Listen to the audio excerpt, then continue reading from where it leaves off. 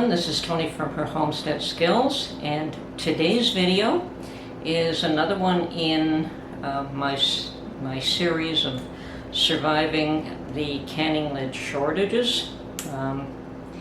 I have gone out and purchased some Tattler plastic lids and rings, but today my experiment is going to be using the existing pre-used metal flat or lid with the rubber band that comes with the Tattler system, because that's the only place I can find the rubber bands. So here we go. Okay, before we start, I did have some of these rubber bands boiling in hot water because they should be heated up like that. And perhaps just a little bit of history here first. I did go out to purchase some of these Viceroy rubber fruit jar rings, and they're good for all the old style jars, crown, jewel, and gem jars. And what those are jars with either a glass lid like this one, which is a crown jar, and also it's a different width. These are a little wider than your regular and a little narrower than the wide mouth jars. Now, I have seen these on Amazon, priced really exorbitantly and marketed as an antique product. Well, it isn't. It's actually a current product, perhaps with a very antique-ish looking box. I guess they never bother to update the box, since it is something that is marketed to people who don't like change anyway. Very few people actually use these anymore, probably more out west, and anyone who has the old jars and wants to continue canning in them, they can still find the rubber rings for them. I'll have to admit that these rubber rings, put them side by side. Let's see if I can get a better close-up here. Okay, side by side with the Tattlers. The Viceroy rings have got to be about 3 times as thick. So if the Tattlers are usable at least 6 to 10 times, I'm under the impression that these older rings barely needed to be replaced. You know, probably lasted 20 years if not longer.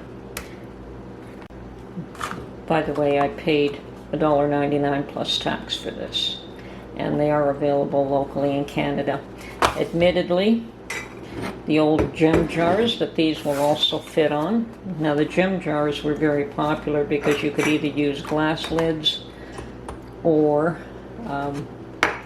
two style with a different size ring. You could also just use the metal flats.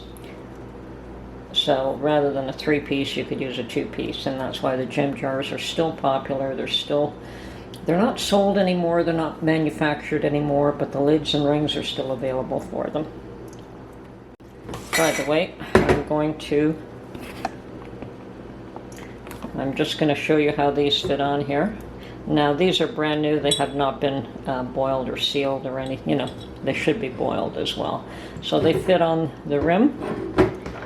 The glass lid is not at all like your Tattler. It's reversal. The Tattler lip is actually on the jar rather than on the lid, and this is more of a cap style lid. So it just fits on there, and then the ring is probably quite loose, and probably these are processed very similar to the way the Tattler lids are processed, which is slightly different than our metal rings. Interestingly enough, Tattler recommends that you take off the lid by using the blunt side of a butter knife, finding the edge of the lid where there's always one edge where it sticks out a little bit more than the rest of it, and just prying the lid off. Now that's the way I've always taken it off, and that tends to save your lids and keep them in better shape. But apparently with the Tattler, that is the way you do it. Now this one, I don't know if you can see the little marks there. There's 1, 2, 3, 4 little marks, and that was removed using this tool. I would say that this is still usable, but I would call that a secondary. And so I'm putting that one aside and not using it today. So what I'm going to do today is water bath canning with 4 lids and rings.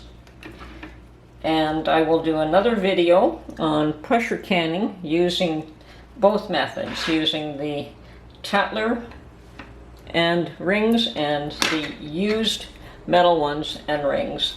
And so that will provide a good understanding of both pressure canning, water bath canning, using the metal and the Tattler. And I've never used Tattler rings before too, so that's also an experiment for me. I don't really intend to use the glass lids for canning, but I may keep my eye out for more of them. I do have a few of those jars, but yeah, the rubber rings are available at a very reduced cost compared to everything else. So I may keep my eye out for more jars.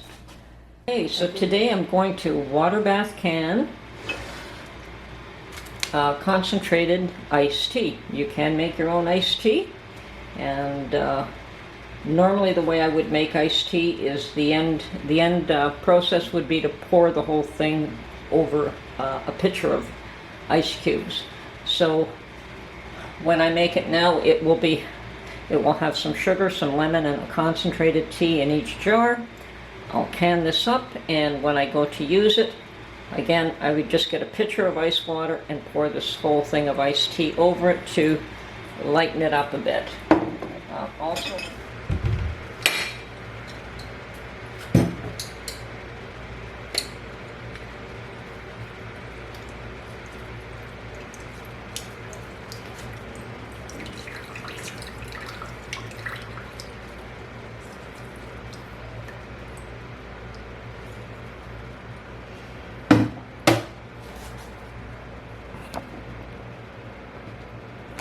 so now I add the juice of 1 lemon.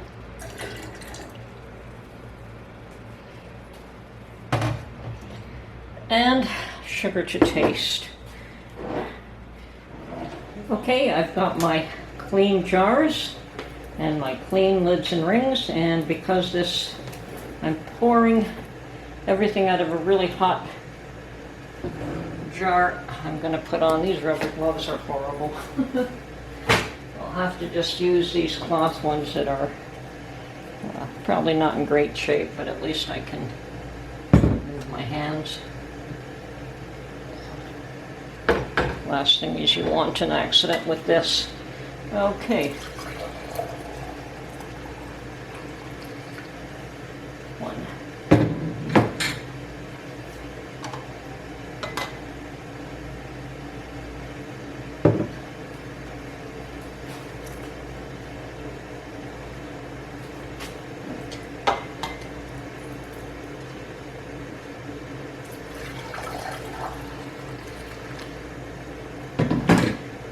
My hands could stand hot more than I thought they could, but at least the first one is out of the way.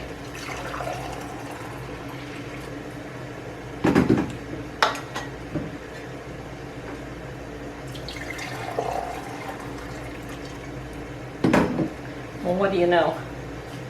It looks like I really won't have much extra. I thought I would.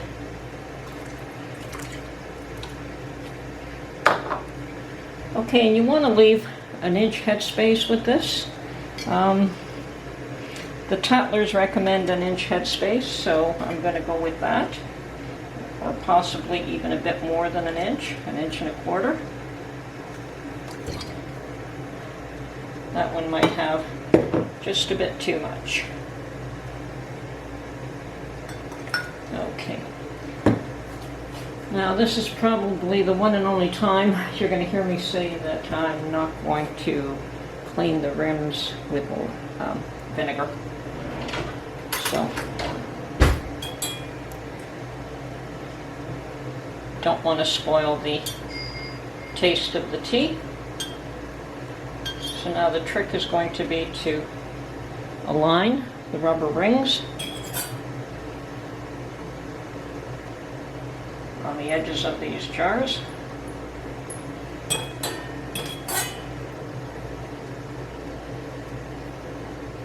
Seems okay so far.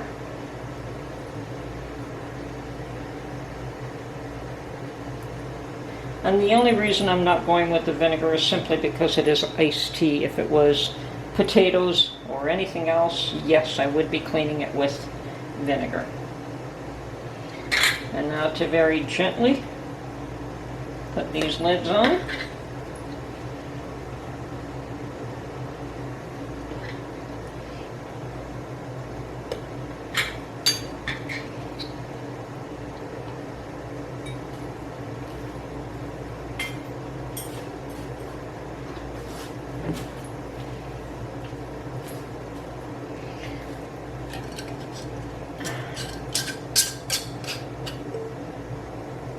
And once again, the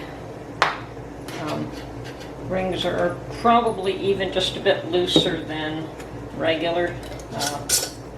You do it as though it were a Tattler lid, and the recommendation there is basically that once it turns like that, it's tight enough. You put it on. Yeah, that one moved, so I want to double check it.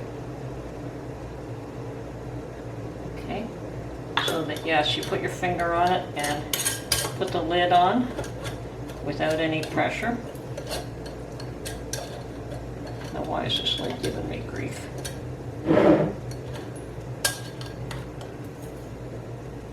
Okay, nothing wrong with that. Nothing wrong there.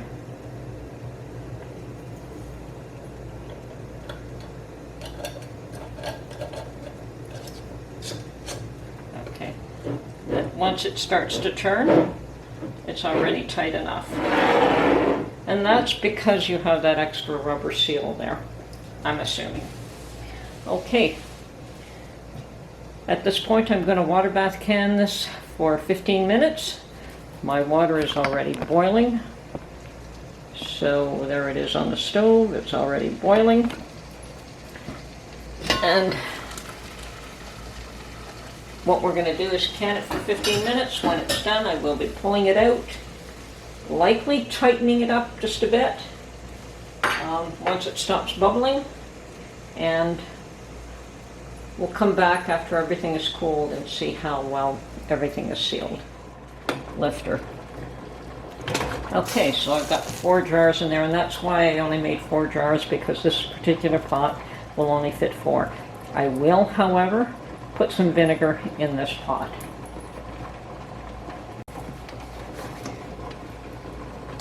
And that's all that's required. Okay, here is the balance of my iced tea that I didn't manage to fit in one of the jars, but that's fine. It gives me something to taste. I just poured it over ice and it is cooled nicely, and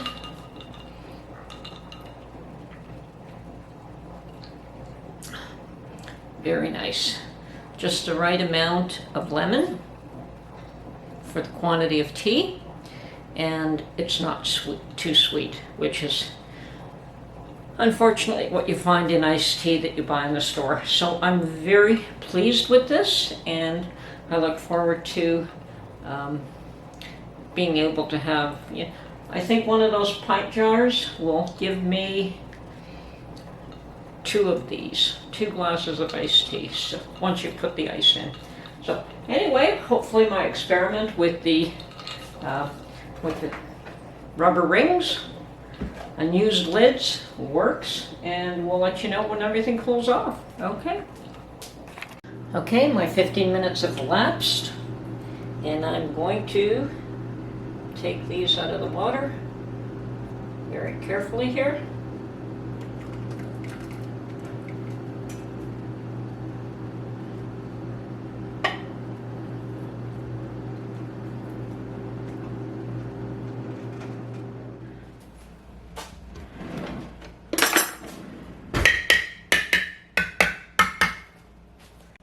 Okay, honest assessment here. The two at the back did seal. The two at the front did not. You can hear the sound difference there.